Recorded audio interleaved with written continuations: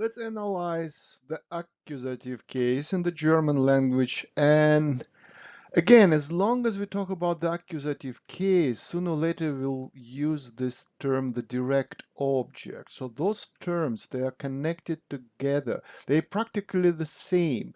So if somebody will ask you, what is the accusative case in German language? You may answer, yes, this is the function of a noun which acts as a direct object in a sentence. And if somebody will ask you, what is a direct object?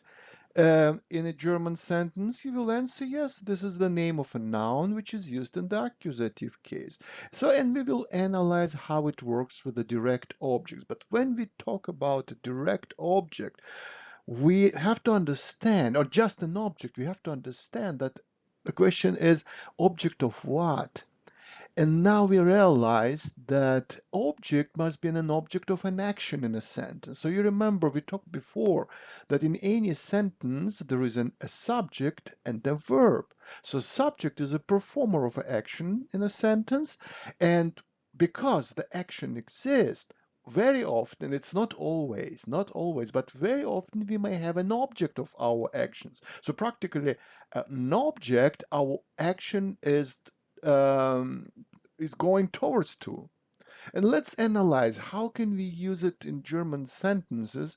And we will take an example of possession because the verb to have is a very good transitive verb which allows us to see this direct objects. And let's create a situation. We have a lady, and the lady, she has a computer, and we call her Sandra, and we will say Sandra hat einen Computer. This is our German sentence. Sandra has a computer. Okay, so we will analyze the sentence from linguistical point of view, and we will say, so subject of the sentence is definitely our lady Sandra.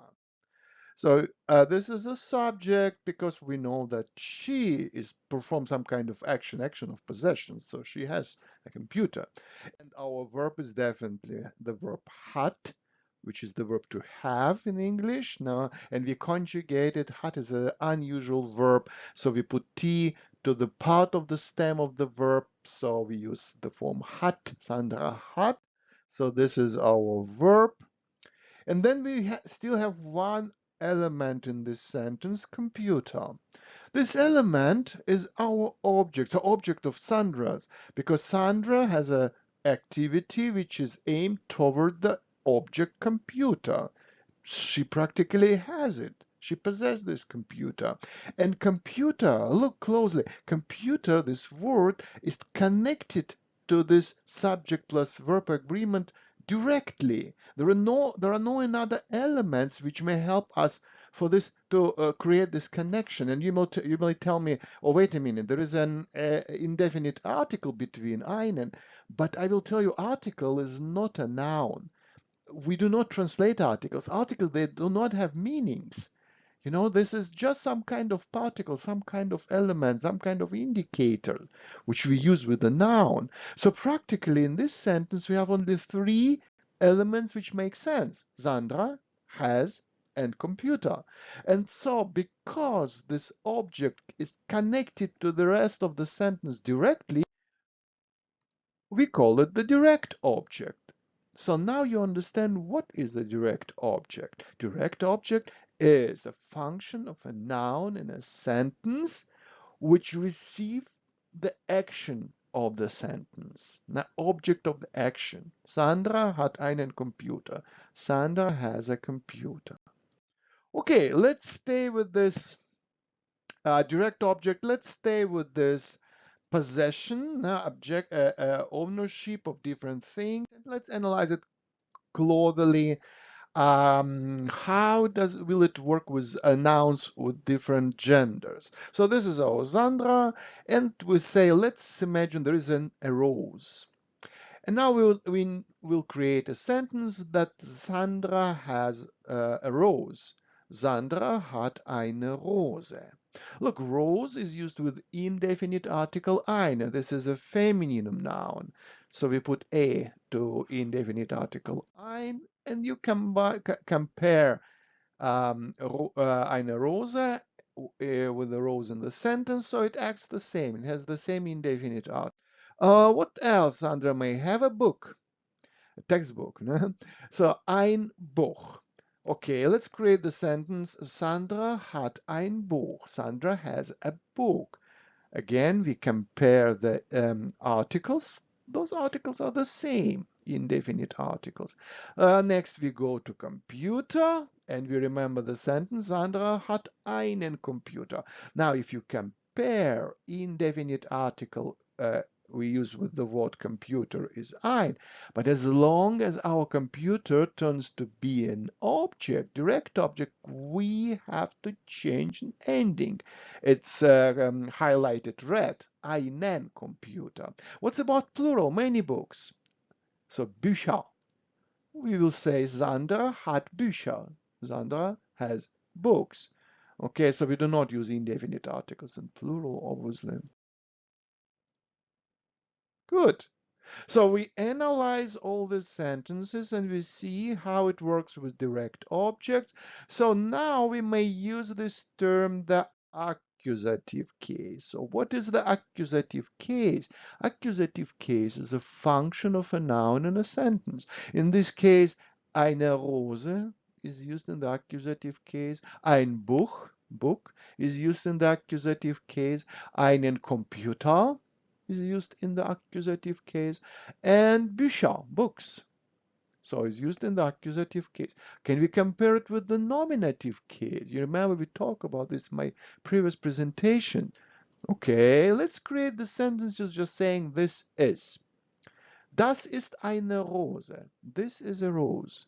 Sandra hat eine Rose. Sandra has a rose.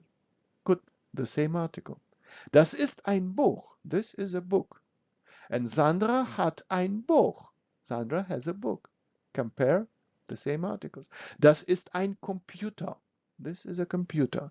Sandra hat einen Computer. Now we change the ending of an indefinite article. And the last, das sind Bücher. Those are books. Und Sandra hat Bücher. Sandra has books. So as when you compare nominative case and accusative case, how the nouns act in nominative and accusative, you see that the difference is only when we use a noun which is masculinum. Computer is masculinum. No? In this case, when our computer acts as a direct object in a sentence, the article, indefinite article, and actually definite article as well. So they will change. We will have another article. So those articles, it's very good help for us to find a direct object in a sentence. Be, however, sure, make it sure that a noun is not used with the preposition, because many prepositions may change the case of a noun, but we will talk later about prepositions. Right now, just keep in mind, direct objects, masculine nouns, they will have specific indicators, specific indefinite and definite articles. Okay, I would like just to show you one more example. Let's say you remember we have a rose, Sandra has a rose. What's about we will describe the rose and we will say, this is a nice, beautiful rose. Eine schöne Rose. So change our sentence and the sentence will say, Sandra hat eine schöne Rose. We compared all those endings, and indefinite articles I highlighted yellow. Look, they are the same. Let's say there is a new book, ein neues Buch. And then Sandra has a new book. Sandra hat ein neues Buch. Compare the articles and the endings. Those are the same. Again, we talk about a new computer, ein neuer Computer.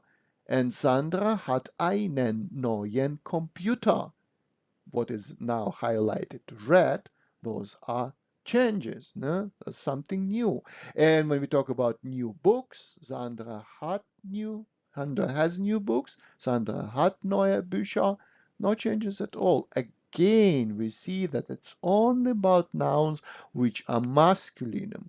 We always may be careful, so we always need to understand those nouns, when they used as a direct objects, they will have different endings of corresponding indefinite or definite articles and preceding adjectives.